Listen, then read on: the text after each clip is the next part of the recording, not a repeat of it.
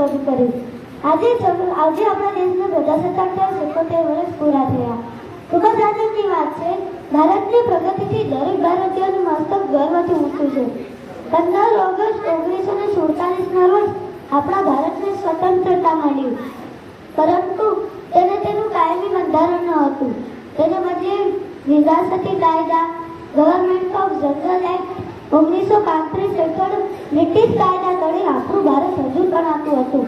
29 August 1946માં doctor Baba Saheb આંબેડકરના વેચાણ હેઠળ એક મુસદ્દા તૈયાર કરવામાં આવ્યું અને એ મુસદ્દા દ્વારા બંધારણનું મુસદ્દા તૈયાર કરવામાં આવ્યું અને એ બંધારણનું મુસદ્દા 4 નવેમ્બર 1947ના રોજ બંધારણ સમિતિ સમક્ષ રજૂ કરવામાં આવ્યું અને બંધારણ સમિતિની 3 વર્ષની ગહન ચિંતન તેમજ મહેનત બાદ 26 નવેમ્બર 1949ના રોજ આપણું બંધારણ ઘડવાનું કાર્ય પૂરું થયું, પરંતુ તે જ દિવસે તેને અમલમાં ન મૂકતા 26 જાન્યુઆરી 1950ના રોજ તેને અમલમાં મૂકવાનું નક્કી કરવામાં આવ્યું।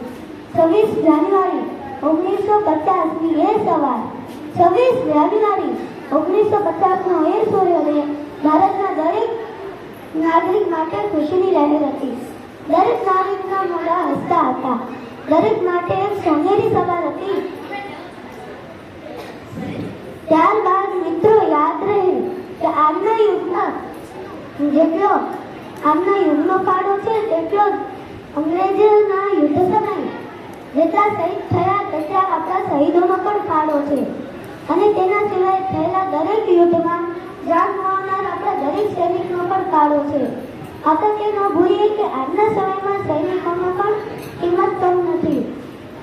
મિત્રો, 2 ફેબ્રુઆરી 1835ના રોજ લોર્ડ માર્જરે કહ્યું હતું કે જો અંગ્રેજી હુકુમતનો ઝંડો ભારત પર ફરકાવો હશે,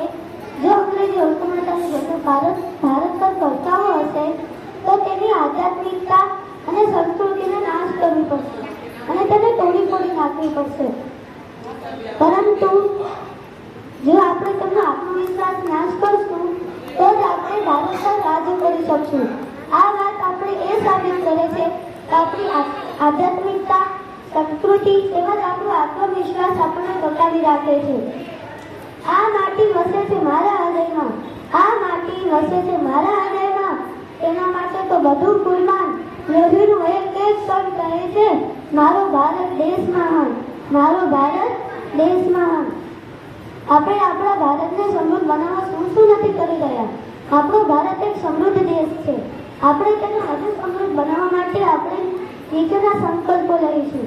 આપણે સ્ત્રી ભ્રૂણ હત્યાને આપણે ઓછા કરીશું, આપણે સ્ત્રીઓને જાળવશું, રાષ્ટ્રગીત, રાષ્ટ્રગાનને આપણે સન્માન આપીશું, રાષ્ટ્રભાષાને સન્માન આપીશું, કોઈ પણ વ્યસન નહીં કરીએ, દારૂ નહીં પીએ, સિગરેટ નહીં પીએ અને આપણા દેશને વ્યસન મુક્ત બનાવશું। જય હિન્દ, ભારત માતા કી જય।